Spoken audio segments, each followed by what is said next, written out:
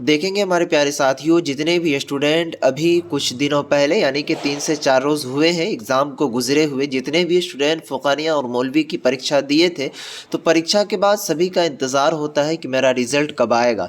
तो उस रिज़ल्ट में आप लोगों को काफ़ी वेरिफ़िकेशन का सामना करना पड़ेगा, जैसा कि इस नोटिफ़िकेशन में बताया गया है।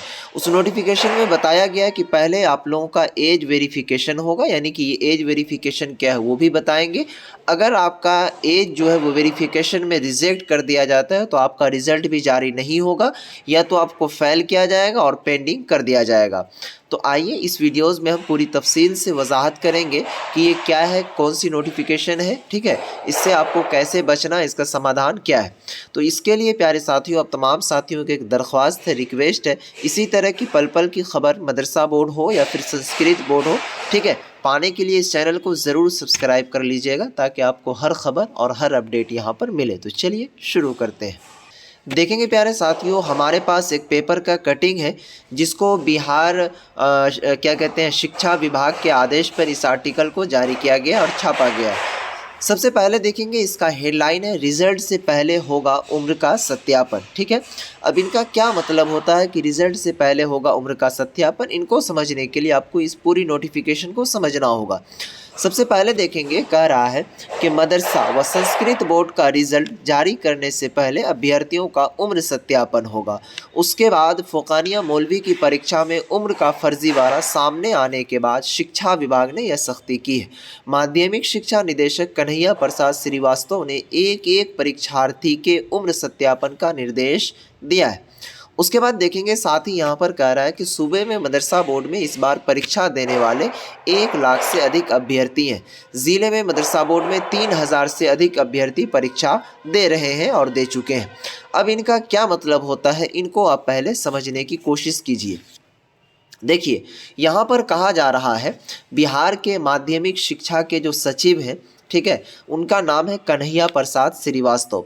इनका कहना है खुलेआम, सबसे पहला चीज़, कि मदरसा बोर्ड से जो भी बच्चे एग्ज़ाम देते हैं फ़ुक़ानिया और मौलवी का, उसमें 35-35 साल के आदमी हो जाते हैं तब भी वो एग्ज़ाम देते ही रहते हैं। किसी का 40 साल उम्र है तो वो भी आकर के फ़ुक़ानिया का एग्ज़ाम देते हैं। किसी का 45 साल उम्र हो जाता है, वो भी आकर के एग्ज़ाम देते हैं। ये हम नहीं कह रहे, जो बिहार के माध्यमिक शिक्षा बोर्ड के, ये क्या नाम है, कन्हैया प्रसाद यादव, ये कह रहे हैं, ठीक है?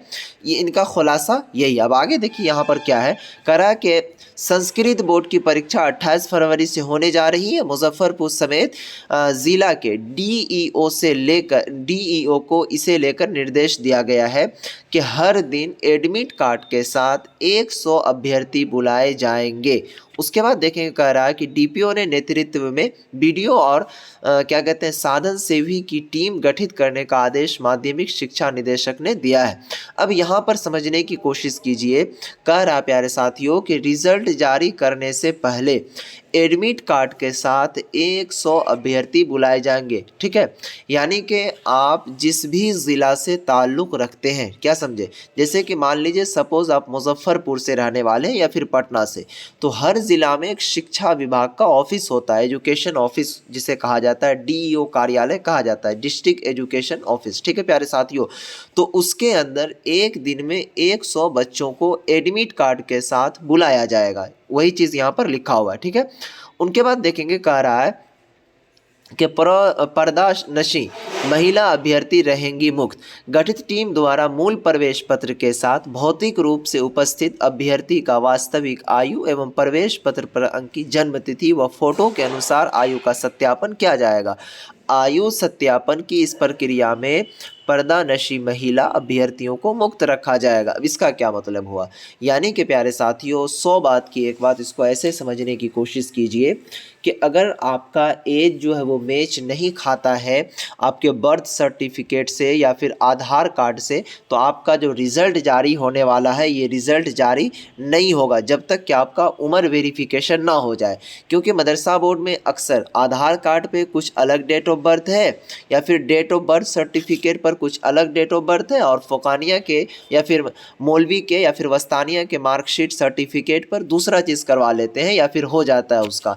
तो इसी में मदरसा बोर्ड ने निर्देश दिया है, मदरसा बोर्ड को निर्देश दिया है बिहार के शिक्षा विभाग के जो भी हैं, ठीक है प्यारे साथियों, कि जब तक उनका उम्र सत्यापन नहीं हो पाएगा तब तक उनका रिजल्ट जो है वो जारी भी नहीं होगा। ठीक है प्यारे साथियों, जैसा कि आप इनका हेडलाइन ही देख लीजिए, ये है ना लिखा हुआ, रिजल्ट से पहले होगा उम्र का सत्यापन। ठीक है, उनके बाद अब देखिए आगे क्या खुलासा आता है कि क्या कहते हैं एक दिन में कितने बच्चों को एडमिट कार्ड के साथ बुलाया जाता है, क्योंकि पेपर में डायरेक्टली दिया हुआ कि 100 बच्चों को बुलाया जाएगा और ख़ुद उनको जिनका एग्ज़ाम था, जिनका एडमिट कार्ड रहेगा, उनको खुद आना पड़ेगा।